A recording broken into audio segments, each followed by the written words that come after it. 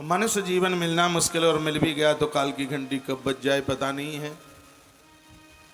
इसलिए समझदारी इसी में ही है कि संसार के कार्यों को करने से पूर्व जीव को भगवतीय कार्य करना चाहिए। गंगा के पवित्र किनारे पर बैठ करके परीक्षित राजा ने विरक्त श्रोमणी भागवत के परम चूड़ामणि कवि व्यास नंदन भगवान सुखदेव के चरणों में बैठ करके आंसू बहाए। अपराध का प्रायश्चित होता है कथा में भगवान के मंदिर में गुरुजनों के सामने आंख में आंसू आ जाए। परीक्षित राजा की आंख में आंसू आ गए और जो उन्होंने अद्भुत प्रश्न किया है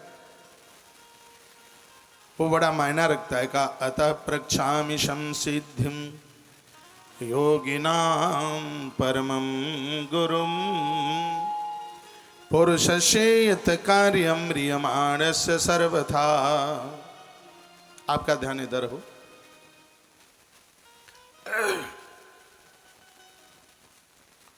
प्राय ऐसा देखा जाता है कि बैनर पर लिखा होता है 12 बजे और कथा के लिए पहुंचा जाता है एक आध घंटे के बाद 1 बजे, 1:15 बजे, 1:30 बजे। तो श्रोताओं को भी फिर वैसी आदत होती है कभी तो सुमरनी होगी, अभी तो 1 घंटा लगेगा कथा को शुरू होने में, लेकिन यहाँ ऐसा होता नहीं है। जो टाइम दिया है कथा का उस टाइम पर पहुंचना यह है कर्तव्य भी है और धर्म भी है। 12 बजे यहाँ हनुमान चालीसा शुरू होता है, 12:15 बजे ये दास भागवत जी की सेवा में यहाँ पहुँचना होता है। और श्रोता की बहुत बढ़िया पहचान होती है कि उसको आरती में सौभाग्य प्राप्त हो जाए। यहाँ नहीं कहीं भी कथा हो, आरती में सम्मिलित होने से भगवत दोष समाप्त हो जाता है। भगवत दोष क्या है? उबासी आना,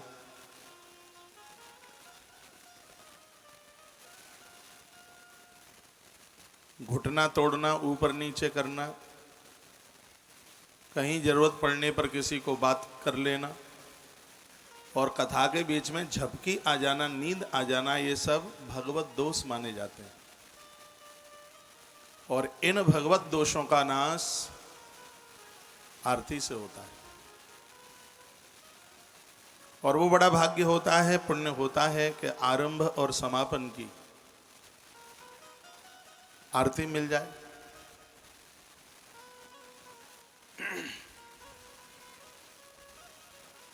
तो बड़े बड़े भाग्य हैं, भाग्यशाली हैं जो आरती में पहुंचे हैं। अब कुछ जगह मेरी आवाज पहुंच रही होगी तब अब सोचा होगा कब कथा चालू हो गई है, अब तो चले। कथा का आज तीसरा दिन है, 2 दिन कब कैसे निकल गए पता भी नहीं चला है। आइए मैं अपनी बात आरंभ कर रहा हूं। श्रीमद् भागवत जी का प्रथम स्कंद। परीक्षित राजा को श्राप मिल गया।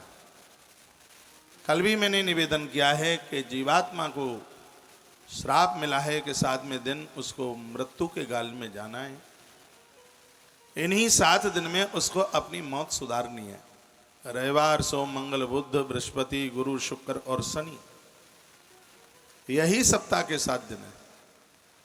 परीक्षित की आंख में आंसू हैं और वह गुरुदेव सुखदेव मुनि के चरणों में बैठे हैं और कहते हैं कि अतः प्रक्षामि संसिद्धिम योगिनां परमं गुरुं पुरुषस्य यत् कार्यं म्रियमाणस्य सर्वथा यः श्रोतव्यमथो जापं यत् कर्तव्यं न्यविप्रभु स्मर्तव्यं भजनीयं वा ब्रूयाद्यविपर्ययम्। हे गुरुदेव, मुझे ऐसा लग रहा है कि 7 दिन नहीं, मेरी मौत तो बिल्कुल सन्मुख खड़ी है और मैं आपके चरणों में बैठकर आपसे ये पूछ रहा हूं कि मुझे किसका श्रवण करना चाहिए, कौन से देवता का जप करना चाहिए, कौन से देवता का स्मरण करना चाहिए, कौन से देवता का भजन करना चाहिए। मेरे लिए इस समय क्या करना श्रेयस्कर है, आप मुझे बताएं। मेरी मृत्यु बिगड़े नहीं, गुरुदेव कृपा करें मेरा उद्धार हो जाए, मेरा आत्म कल्याण हो जाए। परीक्षित राजा सुखदेव मुनि को ऐसा पूछ रहे हैं। आपका ध्यान इधर होगा, बात समझ में आएगी, बहुत आनंद होगा। हे प्रभु, आपका तो दर्शन ही दुर्लभ है। गैया को दोहने में जितनी देर लगती है, इससे ज्यादा तो आप कभी कहीं रुकते ही नहीं है। जैसा कि मैंने सुन रखा है, यह लिखा हुआ है, न लक्ष्यते हावनस्तामपि गोधनम क्वचित, गोधनम क्वचित। गैया का दूध दोहने में देर लगती है, आप तो उतनी देर भी कहीं रुकते नहीं है। आप जैसे महापुरुषों का तो दर्शन ही पाप ताप प्रताप संताप को समाप्त कर देता है। बाबा तुलसी ने भी कहा था कि संत दरस जेमी पातक टरही। महापुरुषों के चरणों में पहुंचे, यदि वो बात भी नहीं करते हैं, उनकी यदि दृष्टि भी हमारे ऊपर पड़ गई है, तो उनके दृष्टि मात्र से जीव का कल्याण होता है। गुरुदेव, आपके चरणों में मेरा कल्याण होगा, मुझे इस बात का भरोसा है। सूत शौनक ऋषियों को कहते हैं, हे महात्माओं के एवं भाषितः पृष्ठ सारा ज्ञास लक्षणया गिरा प्रत्यभासत धर्मज्ञो भगवान बादरायण। राजा के इन अद्भुत शब्दों को बोल करके सुखदेव भगवान ने बोलना आरंभ किया। भगवान सुखदेव मुनि बोलने को तैयार हुए, इतने में भागवत जी का पहला स्कंद पूरा हो गया। इसलिए बोलिए ओम हरये नमः, ओम हरये नमः, ओम हरये नमः, ओम हरये नमः, ओम हरये नमः। ओम हरये नमः। जैसे स्कंद पूरा होगा तो 3 बार मैं आपसे हरये नमः बुलवाऊंगा। इसलिए कि एक स्कंद की कथा सुनते सुनते कभी झपकी आई हो, उबासी आई हो, पानी पीने के लिए खड़े हों, बगल वाले को बात करी हो, तो 3 बार ओम हरये नमः बोल करके वह भगवत प्रायश्चित हो जाता है। इसलिए हर स्कंद को पूरा होने पर यह बोलना चाहिए ओम हरये नमः। इधर ध्यान नहीं है, ओम हरये नमः नहीं बोलते, ओम हरये नमः, ओम हरये नमः, ओम हरये नमः, ओम हरये नमः। ओम हरये नमः। प्रथम स्कंद पूरा हो रहा है। ओम जय जय श्रीमद्भागवते महापुराणे परम संज्ञाम अष्टा 10 सहस्राम संहितां प्रथम स्कंदे सुख आगमनम नामैकविंशोऽध्यायः। कृष्णाय वासुदेवाय हरये परमात्मने प्रणतः क्लेशनाशाय गोविन्दाय नमो नमः। कृष्णाय वासुदेवाय देवकी नंदनाय च नंदगोपकुमाराय गोविंदाय नमो नमः। प्रथम स्कंद पूरा हुआ है और आइए श्रीमद् भागवत के द्वितीय स्कंद की तरफ चलते हैं। दूसरे स्कंद में 10 अध्याय।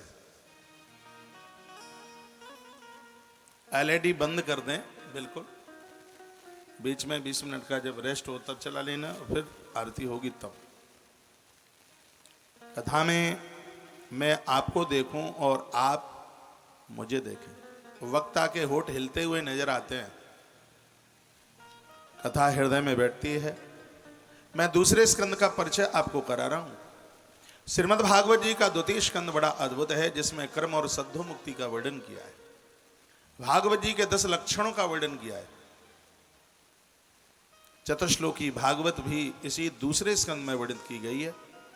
दूसरे स्कंद की कथा समझ में नहीं आएगी तो भागवत की कथा बिल्कुल पल्ले पड़ ही नहीं सकती। इसलिए बहुत बहुत ही ज्यादा बढ़िया स्कंद श्रीमद् भागवत जी का ये द्वितीय स्कंद है। इसलिए भी बढ़िया है क्योंकि दूसरे स्कंद में सुखदेव भगवान की वाणी खुली है। प्रथम स्कंद में तो वो बोले ही नहीं, बस पहुंचे हैं, बोलने का मन बनाया 19वें अध्याय के लास्ट श्लोक में, तब तक तो स्कंद ही पूरा हो गया। और अब श्रीमद् भागवत जी का द्वितीय स्कंद आरंभ हो रहा है। सबसे पहले इसको हम प्रणाम करते हैं द्वादशाक्षर मंत्र बोलकर। बोलिए ओम ओम नमो नमो भगवते भगवते वासुदेवाय। देवाय। इस मंत्र का कल अर्थ मैंने आपको निवेदन किया है। इसका अर्थ है आप ही ब्रह्मा हैं, आप ही विष्णु हैं, आप ही शिव हैं, आप ही आदि शक्ति हैं। नमो हम आपको नमस्कार करते हैं। क्यों करते हैं? आपने भक्ति ज्ञान वैराग्य और आत्म तत्व का बोध कराया है। वासुदेवाय, वासु माने प्राण, देव माने स्वामी, आप मेरे प्राणों के स्वामी हैं, आप मेरे प्राणों के रक्षक हैं। यदि जिंदगी में कोई गुरु नहीं है तो परमात्मा को ही गुरु मानकर यदि इस द्वादशाक्षर मंत्र को जप लिया जावे तो जीव का कल्याण हो जाएगा। गुरुदीक्षा के जो 8 मंत्र हैं उनमें बड़ा विशेष मंत्र है ये, और श्रीमद् भागवत जी का यह मूल मंत्र है। इसलिए एक बार बोलिए ओम नमो भगवते वासुदेवाय। ओम नमो भगवते वासुदेवाय। आप नहीं बोले पंडाल में बैठने वाले महानुभाव, ओम नमो भगवते वासुदेवाय। ओम नमो भगवते वासुदेवाय। देखिए मैं आपके ऊपर बिल्कुल शासन नहीं कर रहा हूं, कथा सुनने के लिए सुखासन चाहिए। आपकी तरह मैं भी ऐसे करके बैठ जाऊं? ठीक से बैठे, रीढ़ की हड्डी सीधे करके, एक तो नींद नहीं आएगी आप आसन में बैठेंगे तो। दूसरे स्कंद में 10 अध्याय हैं और कथा बड़ी मलूक है, बहुत आनंद देने वाली कथा है, और वही मैं यहां से अब निवेदन कर रहा हूं। लिखा है श्री शुक उवाच, भगवान शुकदेव बोले।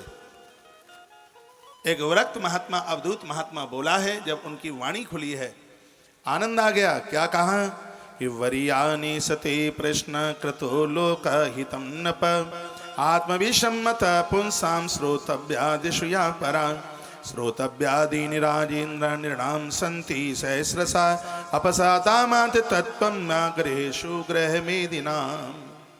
क्या कहा?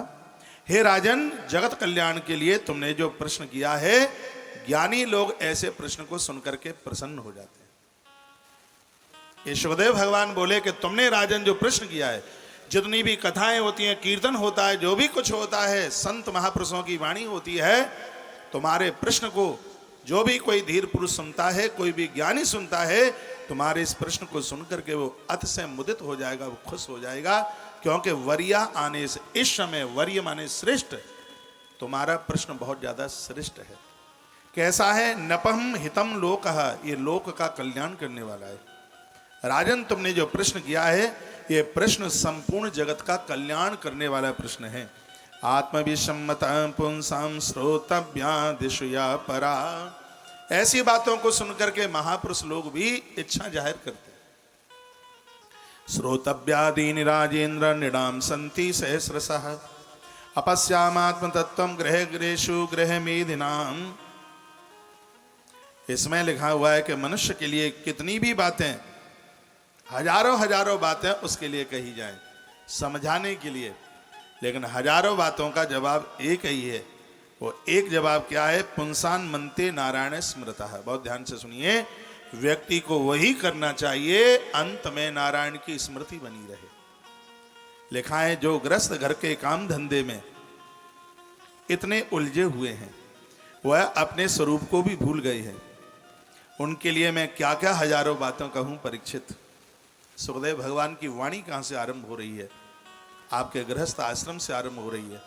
भगवान सुखदेव कहते हैं, परीक्षित, घर के काम धंधे में यह गृहस्थ ऐसा जाकर के चिपक गया है कि वो अपने जीवन का कल्याण भी भूल गया। उसकी सारी उम्र धन कमाने में, पत्नी और पुत्र के संग पूरा जीवन निकल गया। वर्णन किया गया है, कहा गया देवाचार थे यहाँ राजन कुटुंब भरडेन च। दिन तो धन के हाय हाय में निकल गया, रात्रि स्त्री संग में निकल गई, दिन पैसा कमाने में और कुटुंब के भरण पोषण में निकल गया। देहापत्य कलात्रीदा तस्मयी नस्तस्त यावयपि। व्यक्ति ने 3 चीजों से बहुत प्रेम किया, एक धन, एक पत्नी और एक पुत्र। किसी भी व्यक्ति को इन 3 चीजों से बढ़िया कुछ लगता ही नहीं है। घरवाली मलूक लगती है, पैसा मलूक लगता है और बेटा बहुत मलूक लगता है, और यही उनका मोह है। हे राजन, यही उनका मोह है। ये तीनों रिश्ते बिल्कुल झूठे हैं। ये भगवान शुकदेव की भागवत यहीं से आरंभ होती है। शरीर भी झूठा है, ये नाशवान है, हर क्षण हर पल ये मर रहा है। राजन, दारा यानी गृहिणी, पत्नी, पुत्र, ये सब संसार में ये सब असत है। प्रायेण मुनयो राजान निवृत्ता विदिपेशत निर्गुण्य तथारमंते सा गुणानुकथने हरे। देखिए, मैं निर्गुण का चिंतन करता हूं। हे राजन, मैं निर्गुण का चिंतन करता हूं, लेकिन निर्गुण के साथ साथ जिस गोविंद की लीलाओं का वर्णन मेरे पिता ने किया है, वो कृष्ण मुझे भी बहुत अच्छा लगता है, वह मुझे बहुत प्रिय लगता है। जीव को जीवन में वही करना चाहिए। परीक्षित, जिंदगी का सर्वोच्च लाभ क्या है? पैसा कमाना, मकान बनाना, ये जिंदगी का लाभ नहीं है। भगवान सुखदेव कहते हैं कि जीवन का लाभ क्या है? जन्म लाभ परा पुंसान अंते नारायण स्मृति। जिंदगी का सबसे बड़ा लाभ है कि अंत समय तक भगवान की स्मृति बनी रहे। नहीं तो अंत में परिवार के साथ, संसार के साथ तृष्णा हो जाती, ईश्वर स्मृति नहीं होती। लेकिन सुखदेव भगवान कहते हैं, माइक ठीक करो, कि जन्म लाभ पर पुंसाम अंते नारायण स्मृति। जीवन का सबसे बड़ा लाभ यही है कि अंत तक भगवान का स्मरण बना रहे, परमात्मा को न भुलाया जाए। प्रायेण मुनयो राजा निवृत्ता विदिपेशता निर्गुण्यस्तथारमन्ते स गुणानुया कथने हरि।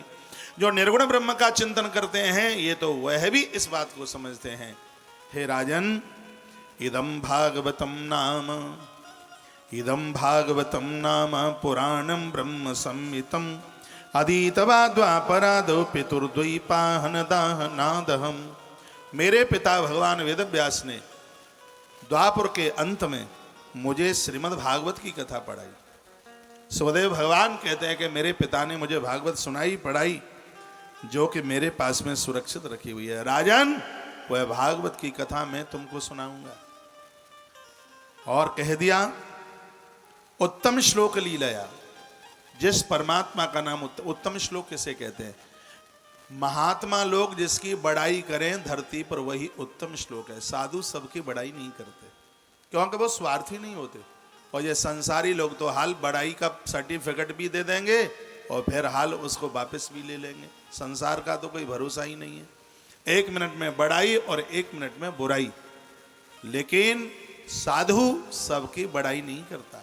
जो बड़ाई के लायक है वह उसकी बड़ाई करता है, महात्मा। और महात्मा जिसकी बड़ाई करे, महात्मा जिसकी कथा गावे, उसी का नाम उत्तम श्लोक है। तो ये संतों ने परमात्मा को उत्तम श्लोक कहा, क्योंकि परमात्मा की कथाओं का गायन साधुओं ने किया। संत की परिभाषा रामायण में बताई उत्तराखंड के समापन पर।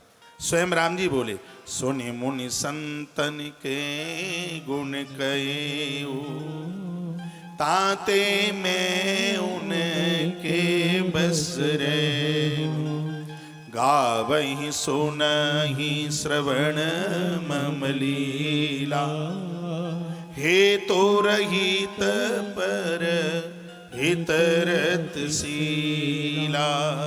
वो मेरी कथा कहते हैं, वो मेरी कथा सुनते हैं। जो परमात्मा की लीलाओं का गायन करता है, साधु जिसकी बड़ाई करे, साधु जिसकी प्रशंसा करे, भागवत जी में वर्णन है कि उसका नाम उत्तम श्लोक है। तो भगवान सुखदेव कहते हैं, उत्तम श्लोक लीलया। इसमें मैं तुम्हें उत्तम श्लोक भगवान श्री कृष्ण के आख्यानों का वर्णन करूंगा। तदहम ते विदस्यामि महापौरुषको भवान यस सद्यतामासु स्यान मुकुंदे मति शति। बुद्धि की महानता यही है कि वो मुकुंद की लीलाओं का चिंतन करे। वह बुद्धि भी अपने आप में धन धन कृतकृत हो जाती है। और कहा, राजन तुम बड़े बड़भागी हो, तुम इतने भाग्यशाली हो कि तुम्हारे पास में 7 दिन 7 रात्रि हैं। इस धरती का कोई भी व्यक्ति ऐसा नहीं है जो हाथ उठा करके बता दे कि मैं कल तक जिंदा रहूंगा। लेकिन तुम बड़भागी हो, भाग्यशाली हो कि तुम हाथ उठा करके कहा सकते हो कि 7 दिन से पहले मेरी मृत्यु होने वाली नहीं है। हे राजन, योगिनां प्रणीतम हरे नामानुकीर्तनम। जिस व्यक्ति को अपने जीवन का उद्धार, आत्मकल्याण करना है, चाहना है, तो व्यक्ति को आज से ही भगवान के हर कीर्तन यानी भगवान के स्मरण में उसको लग जाना चाहिए। परीक्षित राजा ने कहा, गुरुदेव टाइम तो नहीं मिलेगा, इतना घर गृहस्थी के काम बहुत ज्यादा होते हैं। तो कहा कि प्रमतश्या बहुवी परोक्षयान मा मुहूर्तम वितत घटे श्रेयशयतः। मुहूर्त 2 मुहूर्त, घड़ी 2 घड़ी। वो भगवान का नाम ले। एक घड़ी आदि में पुण्यात। एक घड़ी आधी घड़ी आंख का पलक ऊपर से नीचे गिरे, इतनी देर के लिए भी व्यक्ति को नित्य भगवत चिंतन करना चाहिए। राजन, तुम कितने बड़भागी हो, तुम्हारे पास 7 दिन और 7 रात्रि हैं। मैं तुम्हें एक ऐसे राजा की कथा सुनाता हूं जिसने 2 घड़ी में भगवान को प्राप्त कर लिया। परीक्षित राजा ने पूछा, गुरुदेव कौन बड़भागी था वो? कहा, खडवांगो नाम राजर्षि ज्ञाता यत्ताम यहाँ युषा मुहूर्ता सर्वमुसृज गतवान भयम हरिम। उसने निर्भय होकर के, खडवांग नाम के राजा ने निर्भय होकर के भगवान को प्राप्त कर लिया। बात इस प्रकार से थी, देवासुर संग्राम हुआ। खडवांग नाम के राजा ने देवताओं की तरफ से युद्ध दैत्यों से किया और इसमें देवता विजयी हो गए। देवताओं ने प्रसन्न होकर के खडवांग नाम के राजा को पूछा, सूर्यवंशी राजा है खडवांग, कहा मांगिए तुम क्या चाहते हो? तो खडवांग नाम के राजा ने कहा कि देवताओं ये बता दो कि मेरी उम्र कितनी है। तो उन्होंने कहा कि तुम्हारी उम्र सिर्फ 2 ही घड़ी है। बस शब्द सुनते ही 1 घड़ी में राजा अयोध्या तक आया, बच्चे को गद्दी सौंप दी और दूसरे घड़ी में सरयू के किनारे बैठकर भगवान का ऐसा चिंतन किया कि स्वयं नारायण अपना विमान लेकर उसको लेने के लिए आए। खडवांग नाम के राजा का कल्याण होगा 2 घड़ी में। राजन, तुम कितने बड़भागी हो, तुम्हारे पास में तो 7 दिन और 7 रात्रि हैं। अंतकाले तु पुरुषम आगते गत सदसा छिन्ना संग शस्त्रेण स्पृहादेनो ये चतम। लिखा है कि व्यक्ति अंतकाल को सुधारने के लिए वैराग्य का खड्ग आज ही स्वीकार कर ले। जब तक वैराग्य का खड्ग नहीं होगा तब तक वो ममता के पेड़ को काट नहीं पाएगा। परिवार का मोह बड़ा खतरनाक है। साधु बन जाए, कपड़ा रंग ले, इससे काम चलता नहीं है। स्वप्न में भी खानदान स्मरण में ना आवे, ये बहुत बड़ी बात है। यहां भगवान सुखदेव कहते हैं कि मुक्ति के लिए सबसे पहले वैराग्य का खड्ग उठाना पड़ेगा। वैराग्य का कृपाण उठा करके और ममता के पेड़ को काटना पड़ेगा। जब तक ये ममता का वृक्ष कटेगा नहीं तब तक अंत में जिह्वा से राम निकलेगा नहीं।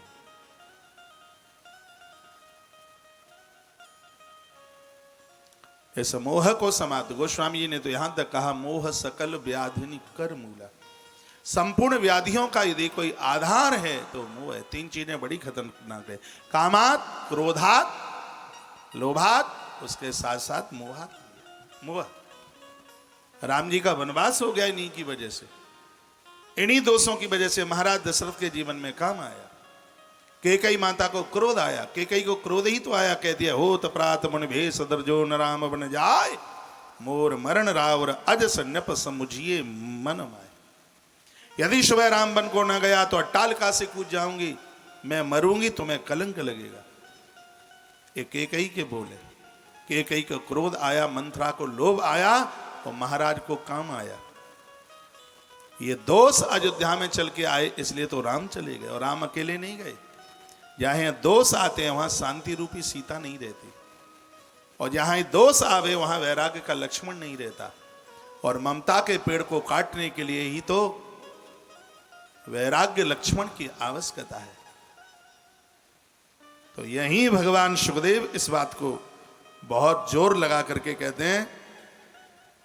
वो कहते हैं कि वैराग्य का खड्ग होना चाहिए ममता के पेड़ को काटने के लिए। कहा, शुरुआत में तुम्हारा मन रजोगुण में जाएगा, माला पकड़ोगे नींद आएगी, माला पकड़ोगे खेत खलियान में मन जाएगा, माला पकड़ोगे तो हो सकता है कि तुम माला पकड़े होंगे, बच्चों को कहोगे क्यों रे ये काम नहीं किया, और वो सुनता नहीं है, तुम्हें क्रोध भी आएगा, तामसीपन भी आएगा। सुखदेव भगवान का अनुभव देखिए। भगवान सुखदेव कहते हैं, रजस तमोभ्याम आक्षितम ब्रह्मण्य मन आत्मनः। भजन करना बिल्कुल मन छोड़िए, भले ही तुम्हारा मन रजोगुण में जा रहा है, भले ही तुम्हारा मन तमोगुण में जा रहा है, इतने पर भी भजन करना मन छोड़िए, क्योंकि यच्छे धारण या धीरो हंति या तत्कृतम मलम।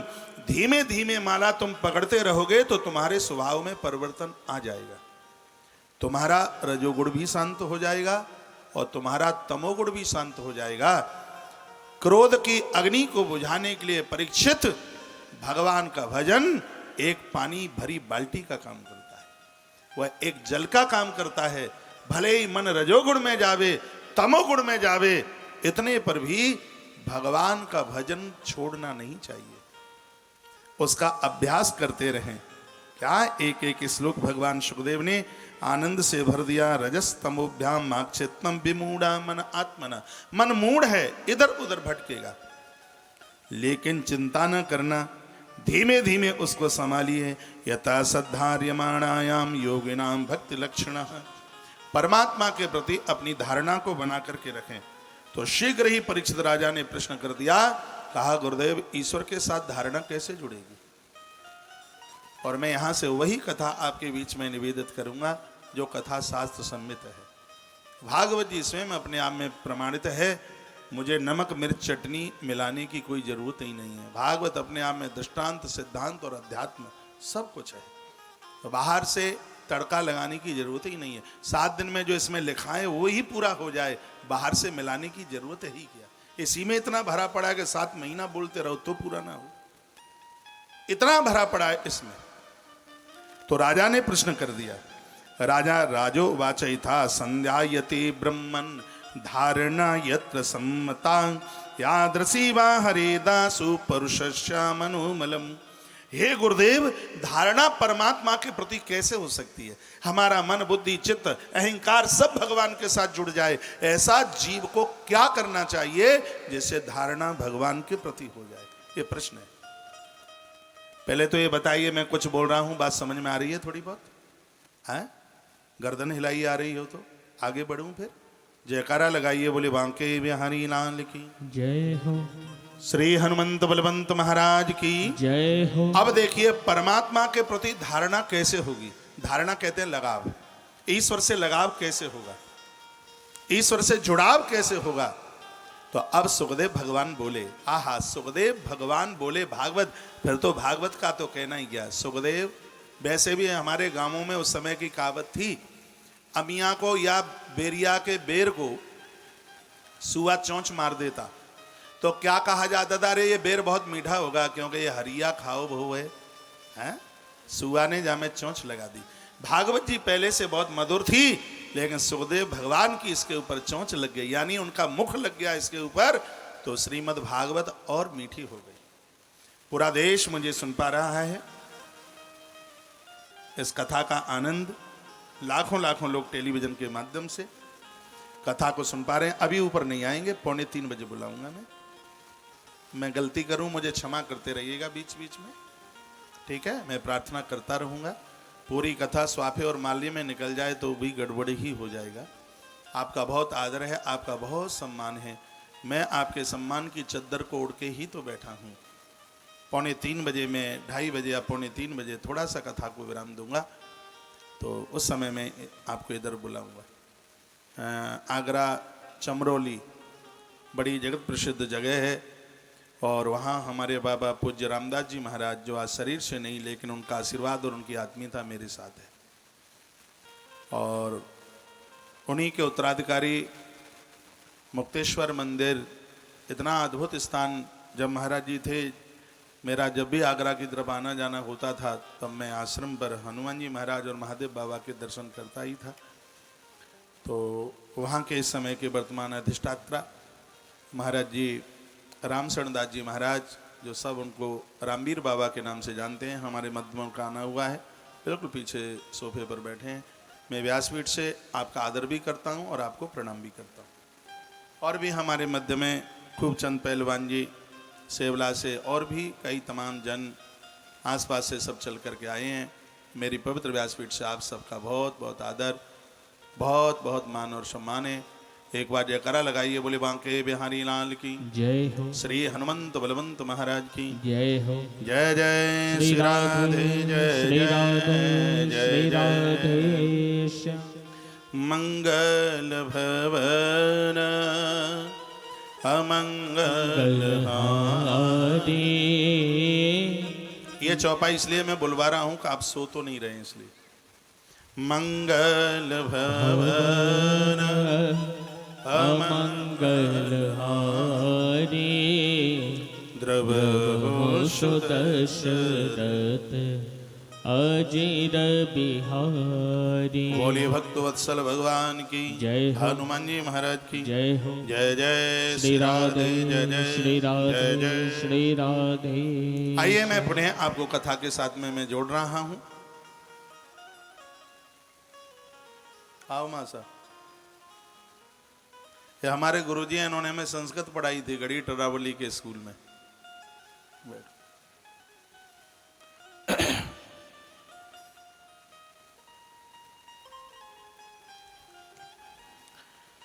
तो जब सुखदेव भगवान ने सब गर्भ गृहस्थी में रजो और तमोगुण और सदोगुण की सब ये बातें करी और ये कह दिया कि ईश्वर के साथ में अपनी धारणा यानी अपना लगाव ईश्वर के साथ में जोड़ दीजिए, तब परीक्षित राजा ने प्रश्न किया था, हे ब्रह्मन, हरियादृषि धारणा कर्तव्या ताम बदया पुरुषम मनोमलम हरेत। जीव का मल का हरण हो जाए और जीवात्मा की धारणा परमात्मा के साथ जुड़ जाए, उसके लिए उस जीव को क्या करना चाहिए प्रश्न है। और इसी प्रश्न के ऊपर पूरी भागवत है, ये समझ लो आप। परीक्षित राजा ने पूछा तो भगवान के साथ धारणा किस प्रकार से जुड़ सकती है, आप कृपा करके बता दीजिए। तब सुख उवाच, भगवान सुखदेव बोले, कहने लगे, जितासनो जित श्वासो जित संगो जितेन्द्रिय स्थूले भगवतो रूपे मन संधार युद्धया। वर्णन किया जितासनो जित श्वासो, परमात्मा के बनने के लिए उनके साथ अपनी धारणा जोड़ने के लिए सबसे पहले जितासनो अपना आसन जीतिए। थोड़ी बहुत देर रोजाना आसन लगा करके बैठे। भजन और भोजन का आनंद तो आसन के ही साथ है। ईश्वर के साथ धारणा जुड़ जाएगी, प्रीति जुड़ जाएगी, हम ईश्वर के बिल्कुल बन जाएंगे, 100% बन जाएंगे। आसन का अभ्यास करें। भोजन और भजन दो चीजें आसन की है। मानना ना मानना ये तो आपकी बात है, लेकिन जमीन पर भोजन करने से बीमारियां नहीं फैलती और चारपाई पर भोजन करके, कुर्सियों पर बैठ करके भोजन करने से बीमारियां नहीं रुकती। जमीन पर भोजन और भजन दोनों का आनंद जमीन पर है। जितासनो जित श्वासो जित संगो जितेन्द्रिया। जो लोग अपनी लंबी आयु चाहते हैं और पौष्टिक जीवन अंत तक चाहते हैं और परमात्मा की स्मृति बनी रहे, धारणा भगवान के साथ जुड़ जाए, तो भगवान सुखदेव मुनि कहते हैं सबसे पहला सुखदेव भगवान का जो वक्तव्य है परमात्मा का बनने के लिए, उसमें सबसे पहले आसन जीतने की बात की। आसन लगा करके बैठ करके भजन करेंगे तो मन एकाग्र चित्त होगा। ये मन को एकाग्र चित्त करने के लिए, ईश्वर से जुड़ने के लिए ये सभी बातें बताई गई। जितासनो आसन जीत, घुटने तोड़ करके माला न घुमाए, भले ही थोड़ी देर बैठें लेकिन बैठिए आसन के साथ, आसन लगा करके बैठे। जितासनो, फिर कहा जित श्वासो, प्राणायाम के द्वारा अपनी श्वासों को जीतिए। इसमें श्वास का दूसरा अर्थ है वेदवाणी। आप देख नहीं रहे हैं, श्वास का मतलब है इसमें वेदवाणी, भगवान की कथाएं सुनिए, परमात्मा के चरित्र सुनिए, देखिए परमात्मा के साथ कैसी धारणा होती है, ईश्वर के साथ कितना लगाव होता है। जितासनो जित श्वासो। तीसरी बात बताई जित संगो, अपना संग जीतिए। आदमी कितनी भी बढ़िया हो, यदि खोटे लोग आ गए तो जीवन खतरे में पड़ जाएगा। महात्मा विभीषण राम जी की देहली पर वंदन प्रणाम करके गोस्वामी जी ने कितना सुंदर लिखा, और वो विभीषण की हृदय की बात समझ ली। बरु भलवास नरक करिता ता, दुष्ट संग जने देहि विधाता। हे परमात्मा, नरक दे देना लेकिन गलत व्यक्ति का कभी संग मत देना। आचार्य चाणक्य ने एक बड़ा सुंदर अध्याय नंबर 7 के, चाणक्य नीति के अध्याय नंबर 7 के 16 नंबर के श्लोक में उन्होंने बड़ी सुंदर बात की। वो कहते हैं, सकटम पंचहस्तेन दशहस्तेन वाजिनाम हस्ति सतहस्तेन देश त्यागेन दुर्जनम। वो कहते हैं कि बैल से 5 हाथ दूर रहो। हाँ, बैल कितना भी सीधा हो लेकिन बछड़े से 5 हाथ दूर रहिए, घोड़े से 10 हाथ दूर रहिए। वो कहते हैं कि हाथी से 100 हाथ दूर रहिए। सकटम पंच हस्तेन 10 हस्तेन वाजिनाम हस्ती सत हस्तेन देश त्यागेन दुर्जनम। आचार्य चाणक्य ने कहा बैल से 5 हाथ दूर, घोड़े से 10 हाथ दूर, हाथी से 100 हाथ दूर, और दुर्जन लोग जहां बसते हुए हैं उस स्थान को ही छोड़ दे। ग्रंथों में लिखा है कि जन्मभूमि से अच्छा तो स्वर्ग भी नहीं है। जननी जन्मभूमि शाह स्वर्गादपि गरीयसी, ये 2 चीजें स्वर्ग से भी बढ़ करके हैं, एक जन्म देने वाली मां और एक जन्मभूमि। लेकिन महात्मा चाणक्य कहते हैं कि जहां खोटे लोग रहते हैं, जहां विषैले लोग रहते हैं, तो जन्मभूमि भी छोड़नी पड़े तो छोड़ देना चाहिए, क्योंकि गलत लोगों का साथ करने से हम बच जाएं। बर भलवास नरक करी ताता, दुष्ट संग नहीं दे विधाता। क्यों? दुष्ट संग प्रसंगेन मृत्युरेवन संशया। आपका ध्यान इधर हो। दुष्ट संग प्रसंगेन मृत्युरेवन संशया। दुष्ट व्यक्ति का संग करोगे तो ड्राइवर बन के प्राण ले लेगा, सेवक बन करके जहर की पुड़िया घोल करके दे देगा। दुष्ट का संग करोगे बिक जाएगा 1,50,000 में, हत्या का कारण बन जाएगा। इसलिए भगवान सुखदेव ने भी यहां कहा, जो लोग ईश्वर के बनना चाहते हैं उनको दुष्टों की संगति छोड़ देनी चाहिए। परमात्मा के साथ में धारणा जुड़े, उसके लिए संग बनाना पड़ेगा। बात समझ नहीं रहे आप? मेरे प्रभु श्री राम जी सबके ऊपर प्रेम करते हैं, लेकिन समुद्र को राम के क्रोध भरे शब्द सहन करने पड़े। बिनई न मानत जलद जड़ गए 3 दिन बीत, बोले राम सकोप तब। रामचरितमानस सुंदरकांड 2 नंबर 56। बिनई न मानत जलद जड़ गए 3 दिन बीत, बोले राम सकोप तब भय न होय न प्रीत। समुद्र को भगवान प्रभु राम जी के क्रोध भरे शब्द क्यों सहन करने पड़े? क्योंकि रावण बसो पड़ोस, क्योंकि रावण संग में था, पड़ोस में था। गलत व्यक्ति का संग पा करके यह लोक और परलोक सबके सब बिगड़ जाएंगे। परीक्षित राजा ने पूछा कि परमात्मा के प्रति धारणा कैसे बने, ईश्वर से हम कैसे जुड़े? तो वो कुछ मूल सूत्रों का वर्णन करते हैं। जिता आसनो जित श्वासो, उन्होंने कहा आसन जीतो, संसार से आशा मत करो। फिर वो कहते हैं जित श्वासो, श्वास ईश्वर की वाणी है, वेद वाणी है। परमात्मा की कथा सुनो, देखो भगवान के कैसे बनते हो। परमात्मा से जुड़ने के लिए परमात्मा की कथाएं बहुत बड़ा सहयोग करती हैं। और अगली बात बताई, जित संगो, महापुरुषों का, श्रेष्ठ लोगों का संग करो। जो श्रेष्ठ हैं, महापुरुष हैं, महात्मा हैं, ऐसे लोगों की संगति कीजिए। समझ रहे हैं? अगला सूत्र बताया जितेंद्रिय, अपनी इंद्रियों को अपने वश में कीजिए। इंद्रियां घोड़े की तरह, जैसे बिना लगाम के घोड़ा बेकाबू हो जाता है। घोड़े को संभालने के लिए लगाम चाहिए, इंद्रियों को संभालने के लिए संयम की लगाम चाहिए। संयम नहीं होगा, इंद्रियां खुरापाती करेंगी, जीवन को गड़बड़ कर देंगे। जितेंद्रिय, इंद्रियों को जीतिए। आपने पड़ोसी को जीता, कुछ नहीं जीता। लोग अगल बगल के लोगों को जीतते हैं, लेकिन सबसे बड़ा योद्धा तो वह है जिसने अपनी इंद्रियों को जीता। इंद्रियों का भरोसा नहीं है, इंद्रियों को अपने काबू में कीजिए। महाभारत में कथा आती है, क्या आती है कि अर्जुन बड़े होशियार निकले। बात उस समय की थी जिस समय शकुनी ने दुर्योधन को कहा कि तू ये इसे युद्ध को जीतना चाहता है तो तू द्वारकाधीश कृष्ण का सहयोग ले ले और तू युद्ध जीत जाएगा। कितना भी ये बिगड़ा हुआ आदमी ये शकुनी रहा हो, लेकिन ईश्वर पर यह भी भरोसा करता है। परमात्मा पर तो भरोसा डाकुओं को भी करना होता है। वो भी हनुमान जी के मंदिर, दुर्गा जी के मंदिर में जाएंगे और कहेंगे कि हे मैया 2 नेजा चढ़ाऊंगा, रात को चोरी करते हुए पकड़ा ना जाऊं। ईश्वर को स्मरण वो भी करे, वो भी ना माने, उसको भी परमात्मा को पुकारना ही पड़ता है। तो शकुनी जानता है कि विजय तो उसकी होगी जिधर कृष्ण होगा। महाभारत में कथा आती है तो उसने दुर्योधन को कहा कि ऐसा कर, तू द्वारका चला जा और कृष्ण को तो सेनापति बना दे, वो तेरे लोभ में आ जाएंगे। सम्मान तो सबको चाहिए, और वो यदि तेरी तरफ आ गए तो आते ही आधे पांडव तो अपने आप ही मर जाएंगे। कुछ बचे खुचे हैं वो कृष्ण के सहयोग से तू मार ही डालेगा। तो ये गया वहां पर, भगवान श्री कृष्ण सो रहे थे। सो क्या रहे थे, वो तो बहाना बनाए थे सोने का।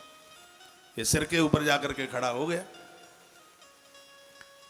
भगवान को 2 घंटे हो गए, प्रभु जागे नहीं। वो किसी का इंतजार कर रहे थे। परमात्मा भगत का इंतजार करता है। और इतने पर कुंती नंदन पार्थ अर्जुन का पहुंचना हुआ। अर्जुन ने भगवान श्री कृष्ण के चरणों में प्रणाम किया और भगवान ने आंख ले, अरे अरे अरे पार्थ अर्जुन कब क्या आयो, मैं तो देख भी नहीं पाया। बौखला गया दुर्योधन का, ये तो तुम्हारी सगी बुआ का है ना, हम तो खिसकते हैं, हम तुम्हारे कौन लगते हैं। भगवान श्री कृष्ण ने कहा, अरे गांधारी नंदन बुरा ना मानिए, तू सिर के ऊपर खड़ा था इसलिए मैं तुमको देख नहीं पाया, और वो ठीक मेरे सामने था, मेरी निगाह पड़ गई। चलो हम तुमको ही पूछे लेते हैं कि तुम्हारा आगमन कैसे हुआ, वो बताइए कैसे आगमन काय के लिए आए हो। तो इसने कहा, परसों से महाभारत का युद्ध होने वाला है और उसमें मैं आपको सेनापति बनाऊंगा। पूरी दुनिया तुमको जानने लगेगी कि दुर्योधन के सेनापति बने हो। देखो भगवान को कितना बड़ा प्रलोभन दिया। इसलिए आप मेरी तरफ से युद्ध करेंगे और मैं आपसे सहायता लेने के लिए आया हूं, आप मेरा सहयोग करें। तो भगवान श्री कृष्ण तो जानते हैं कि मैं तो अधर्मी और अन्यायियों का तो मैं तो कभी साथ देता नहीं। मेरे परमात्मा ने हाल ही कहा कि मेरे पास में 2 प्रकार के निर्णय। एक निर्णय तो यह है कि युद्ध में मैं निहत्था रहूंगा, मैं हाथ में हथियार उठाऊंगा नहीं। हाँ, युद्ध को जीतने की प्रक्रिया पूरी बताऊंगा, युद्ध कैसे जीता जाएगा, लेकिन मैं युद्ध नहीं करूंगा।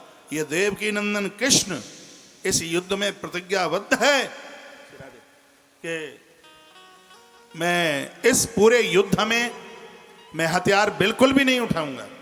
और एक मेरा दूसरा पक्ष यह है कि दुर्योधन, इस समय तुम जानते ही हो कि वर्तमान समय में द्वारका की नारायणी सेना से बढ़कर के और कोई दूसरी सेना है नहीं। एक पक्ष में द्वारका की नारायणी सेना और दाऊ दादा बलराम जी के बारे में भी तुम जानते हो, काल भी जिसका सामना नहीं कर सकता। तो एक पक्ष में नारायणी सेना के साथ बलराम दादा होंगे और एक तरफ निहत्था कृष्ण होगा। अब तू पहले आया है इसलिए वारी तेरी है, तू चुनाव कर ले कि निहत्थे कृष्ण को लेना चाहता है या बलराम जी के सहित नारायणी सेना को लेना चाहता है। दुर्योधन बोला, जब तुम युद्ध ही नहीं करोगे तो क्या अगरबत्ती लगाऊंगा तुम्हारे ऊपर, मुझे तुम्हारी जरूरत नहीं है, मुझे नारायणी सेना चाहिए गुरुदेव बलदाऊ जी के साथ। वो दाऊ जी से इसने गदा सीखी थी इसलिए उनको वो गुरु जी मानता था। और वो चला गया। इधर भगवान श्री कृष्ण अर्जुन के पास खड़े हैं। कृष्ण की आंख में आंसू आ गए। भगवान कृष्ण बोले, पार्थ भाई मैं तुझे कुछ नहीं दे पाया, प्रतिज्ञा मैंने ऐसी कर डाली, मैं तो नियत्ता खड़ा रह गया, मेरे पास तो तुझे देने के लिए कुछ भी नहीं है, मैं नियत्ता खाली रह गया। नारायणी सेना भी उधर चली गई, दाऊ भैया भी उधर चले गए, मैं तो खाली हाथ, कुछ भी नहीं है, निहत्ता रह गया, मैं तुझे कुछ दे नहीं पाया। और कुछ नहीं दे पाया इतना सुना, अर्जुन की आंख में आंसू का पनारा चलता है। अर्जुन ने कहा, गोविंद मैं अपनी हृदय की भावना से, नाभि से मैं बोल रहा हूं, मुझे द्वारका की नारायणी सेना मिल गई होती और इसे युद्ध में मुझे विजय मिल जावे तो मैं उसको अपनी पराजय समझूंगा। और यदि मुझे द्वारका के नारायण मिल गए, यदि मेरी पराजय भी हो जाएगी तो मैं उसको अपनी विजय समझूंगा। मुझे द्वारका की नारायणी सेना नहीं, केशव मुझे द्वारका का नारायण चाहिए। हे प्रभु, बस आप मेरे रथ में बैठ जाना, मेरे घोड़ों की लगाम बस तुम संभाल लेना, मुझे किधर जाना चाहिए, मुझे किधर नहीं जाना चाहिए, बस इतना तुम ख्याल रखना। जब ना जाने वाली जगह हो वहां से आप मुझे रोक दोगे तो आपकी कृपा से विजय तो अपने आप ही प्राप्त हो जाएगी। जब व्यक्ति गलत दिशा की तरफ अपने घोड़ों को नहीं आगे हाँकता तो उसको कभी कोई पराजित नहीं कर सकता। हे भगवान, मेरे घोड़े 10 हैं, 10 घोड़ों की लगाम को तुम संभाल लो और जहां मुझे जाना हो उधर ही लेकर के चलना। जीवात्मा अर्जुन है, 10 घोड़े उसकी 10 इंद्रियां हैं, जो अपनी 10 इंद्रियों को गोविंद के हाथ सौंप देते हैं। संसार के महाभारत में काम विकार का दुर्योधन उसका सामना कर नहीं सकता। जीव अपने पौरसत्व भगवान की कृपा के द्वारा संसार के युद्ध में विजय प्राप्त कर लेता है। सुखदेव भगवान कहते हैं जितेंद्रिय। मैं लौटा करके आपको फिर भागवत जी में लेके आ रहा हूं। परीक्षित राजा का प्रश्न है कि ईश्वर के साथ धारणा कैसे जुड़े, तो उसमें ये सूत्र दिए जा रहे हैं। बताया जा रहा है कि आसन जी तो जितश्वासो वेद वाणी सुनो। तीसरी बात, जित संगो, अच्छे लोगों का संग करो, महापुरुषों का संग करो, साधुओं का संग करो। साधु संग साधु संग रमिए। महापुरुषों का संग करने में आज तक कभी किसी को घाटा नहीं हुआ। ईश्वर से जीव कैसे जुड़ सकता है, ये सूत्र बताए जा रहे हैं। फिर कहा जितेंद्रिय, अपनी इंद्रियों को भगवान से जोड़ दो, यही तप है। हर इंद्रिय पर भगवान। प्रातः जागो तो आंखें भगवान की छवि देखें, कान भगवान की कथा सुने, जिव्या सबको बंधन, हाथ बड़ों के चरणों से लग करके, चरण छू करके आशीर्वाद ले।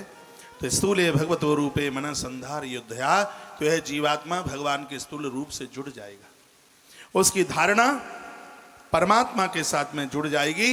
हे परीक्षित, ये चराचर जगत में जो भी कुछ दिखाई दे रहा है, ये परमात्मा नारायण का विराट रूप है। कितनी सुंदर बात कही। हल्का स्वर दो भाई मेरे साथ। चराचर जगत में ये जो भी कुछ दिखाई दे रहा है, ये परमात्मा का विराट रूप है। ईश्वर दिख इसलिए नहीं रहा कि क्योंकि उसके ऊपर 7